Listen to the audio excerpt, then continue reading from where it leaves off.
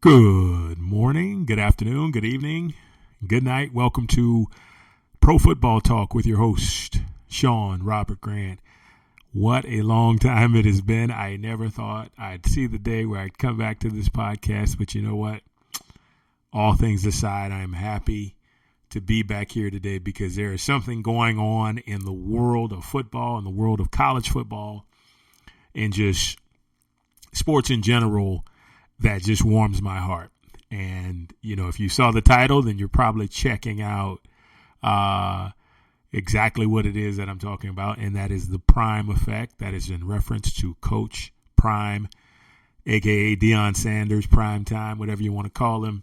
So like I said, it's been a minute, but I want to welcome you guys into this podcast, or for listening in. I want to thank you, actually, for listening in. And we're just going to talk about the Prime effect today and the impact it has had, not just on the University of Colorado, but on college football in general, and how it's reshaping, you know, how we look at college sports, right? Like it just, I don't know. And it's expansive. It's invigorating. It's cutting edge. It's all those things you would want it to be. And so if you don't know, I'm going to let you know right off the bat.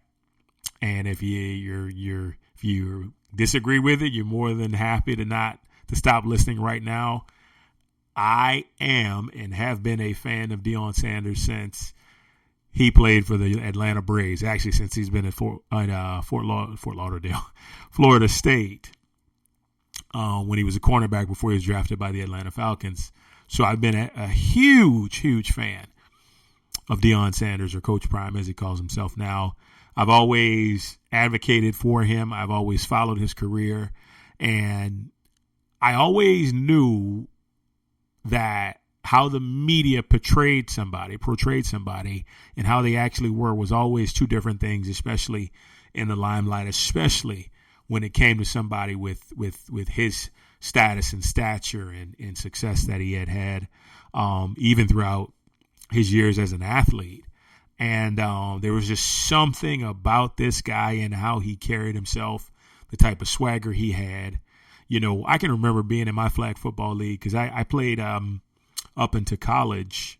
But Deion was always, between Deion and Jerry Rice, they were always the epitome of what you wanted to be if you were playing, right? Because they had just excelled in the sport of football, and Deion also in baseball, at such a high level that it's like, you know what? I want to be like that guy. I want to play like that guy. I want to emulate that guy. So I can remember times during my my flag football years in 6th and 7th and 8th grade where I would catch a pass or something like that, and I'd be high stepping. And I mean, you can imagine how that turned out being in private school. They didn't understand it. But coming from the inner city of New Orleans, I totally understand it. You know, it's about having fun. It's about being able to put yourself out there and just enjoy what you do, but also be good at it. And Prime was a perfect example of that. And that brings me to today. Like, you know I've been on Instagram a lot, and it's amazing the amount of posts that have been made between ESPN, between college football and Fox, and all these outlets are really, really following Coach Prime and the Buffaloes as they continue their march through this college football season. And you know, sometimes a lot of people can put themselves in a space where they say, well, I've seen certain comments, why follow him? Why is he, you know, in every single post that you post, and why aren't you posting anybody else? And the reality is, come on, guys, we can be honest with ourselves. Anything else is not as interesting. I'm sorry. Like, I love Nick Saban, and I've been a fan of Alabama over the years, University of Alabama, but what Nick Saban is doing is not as interesting as Deion Sanders is doing, right? You look at the number one team in the nation, the Georgia Bulldogs, right? What they're doing with Kirby Smart and everything that's going on over in Athens is not as exciting and interesting. And part of that gets back to the whole idea of taking a 1-11 team, a team that has been absolutely terrible for the past 10 years, and all of a sudden winning not double but triple the amount of games that they won last year by just completely transforming the culture.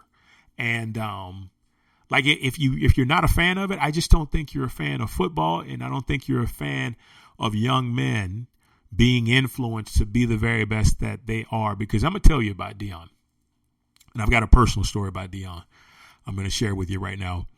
I was 13 years old, and I've always been a Deion fan. I've never been an Atlanta Falcon fan. I was a 49er fan for literally all of my life. And so I remember I was 13 years old with my good friend, and my mom had gotten me tickets to see the 49ers and the Saints. And if you remember back in the day, the NFC West was the 49ers and the Saints were in the same division, so they played each other twice, once in New Orleans, once in San Francisco. And this is about the time that the 49ers had just made a blockbuster deal and signed Deion Sanders as a free agent. And when I tell you my mom got me those tickets, my friend and I, we were absolutely through the moon. We were 13 years old, and we went to the game together. I'll never forget, she dropped us off, and we were so excited. Not only were we going to see our favorite team, but we were going to see our favorite athletes at the time, because everything was Jerry Rice and Deion Sanders. But I remember my mom, bless her heart, she got us tickets on the New Orleans Saints side. And we were dressed up like straight up 49er fans. I'm talking 49er jackets, hats, T-shirts, right? You know, like signs and stuff like that. We were all ninered out, and she got us tickets on the Saints side. Well, when I tell you it didn't matter, we were 13. They gave us hell the whole time. To at one point in the game, the Niners were just, the Saints weren't really good at that time, but the Niners were beating up so much on the Saints that I remember the security guard radioed in as like, okay, these two kids are about to get mauled. Do you have any seats available over on the 49ers side? And so they came and got us. They picked us up. They let us know what was going on, and they walked us over to like field level seats in front of the Niners bench. Well, I remember seeing Prime sitting on the bench, and my friend and I started yelling out his name, Deion, Deion, Deion. And so Deion turns around, and he waves, and he gives out a peace sign, and he touches his heart, right? And we were like, what? Like, we just got his attention. It's like the most amazing thing ever, like, yeah, whatever. But I'll never forget, like, because sometimes as a professional athlete and as an athlete of that stature, an athlete that changes the game, like a Bo Jackson, like a LeBron James, a Michael Jordan, Prime was the closest thing to an alien that we would ever see. Like, something in your life happens that you never think would happen or could happen. That happened, right? And he made it worth our while. And it was just like, wow. And ever since then, I have followed him. I've been a fan, whatever it is he did, whether it was as an analyst on NFL Network, 21st and Prime, all these shows he did, even to Truth High School down in Texas, and then over to Jackson State. I've been a Deion fan, right? I'm not going to sit here and say I'm a Colorado Buffalo fan, because I'm not. I'm not going to say I'm a fan of Jackson State, because I'm not. I am a Deion Sanders, Coach Prime fan. And to see what he is doing is, I smile, man. I smile every time I see something pop up or come up. And I just love his swagger. And the thing that gets me is, how can you hate on a man that says nothing negative to or about any other man, because he knows that he's just that blessed. He knows that he has just that much confidence in himself. He's lifting people up, right? When you see this man dancing with a 95-year-old woman after a victory, how can you hate on something like that, right? And I'm talking a bit about the hate because I think to myself, like, are we that insecure? Are we that insecure as people? Are we that insecure as individuals that we would just all of a sudden feel like just because this man is doing so well, just because this man is having so much attention, that is such dysfunction going on in society, right? These people out here, man, you need a hug. If you're going to hate on another man's success, you got psychological issues. And I'm not here to judge, and I hate judging, and I hate being in a space where like I got to call people out, but that's the reality of it all. If this story does not make you smile, if it does not make you inspired to be a better father, or be a better husband, be a better, sibling, whatever it is, be better at your job, then guess what? You got some issues you got to figure out, because it's on a whole different level. And I'm just thinking to myself, I titled it The Prime Effect. And I just like, for me, if you listen to my other podcasts, you know that I'm all about uplifting and inspiring people and helping people to be better. That's just who I am, right? So I think that's why me and Deion I resonate with him, right? I think the impact he's having, even beyond college football, shows us what could possibly happen, right? What could happen? What could unfold if we became that confident within ourselves, right? I'm at the point where I'm like, okay, I'm hoping he writes a book, because then he can share. But you don't even need a book. You can just go back and watch the older videos and some of the documentaries that have been done, and to see how the confidence is born, how the faith in God, whether you're religious or not, you got to have faith in something higher, right? How it is on display and how it is realized and portrayed in the midst of everything that's going on. I'm thinking to myself, and I say this as an African-American man, there's a tendency in the community from an egotistical standpoint, and I've lived this so many times, right? And it's tough to come out and say it, but the reality is, if we don't say it, we're not telling the truth. And if we're not telling the truth, there's no way that we can figure out how to be better. There's a tendency with black men who feel insecure about themselves to use the ego to find some way to make themselves superior and the other person inferior. And I say that because there's nothing negative. Like, if you have to say something negative, then guess what? You're the one with the issues, right? When you think about all these kids that are doing so well in this program, when you think about all these kids that are getting their degree, that are having success, that are getting attention in the limelight, getting NIL deals to help their family. When I played college football, there wasn't none of that. NCAA collected all of that money, and that was it. It was a done deal, right? But now there's so much opportunity for that. But sometimes, and God forbid, we can even do it with our own children. And so I'm not saying that this is like a black thing, because it's a black thing, it's a Spanish thing, it's a white thing, it's a Indian, whatever it is. All people have issues with it. But I know in my personal experience, when an African American man succeeds on a higher level, unless a man or another man is secure with himself, or even, with women, like we find it in them too as well, unless they are secure with themselves and can understand my success can no way, shape, or form block your success. My success is not determined by your success, and your success is not determined by my success, right? So it has nothing to do with each other. So I can really be happy for you when you succeed. We got to get rid of that jealousy. And I just, not to get too far off, because I wanted to really just talk about such an amazing job that Prime is doing. But I know that, like, a lot of that negativity stems from insecurity, inferiority in one's own life. And we just got to change it, man.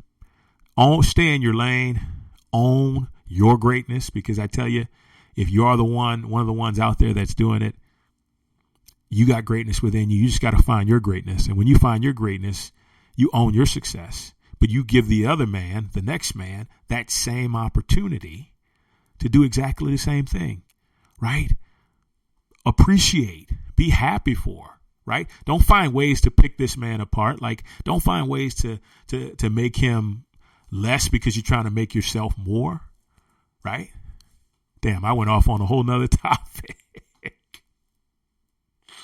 But what I really wanted to use this podcast for was just everything that he's doing for the game of football is just remarkable. It's unprecedented, and it deserves all the attention that it's getting.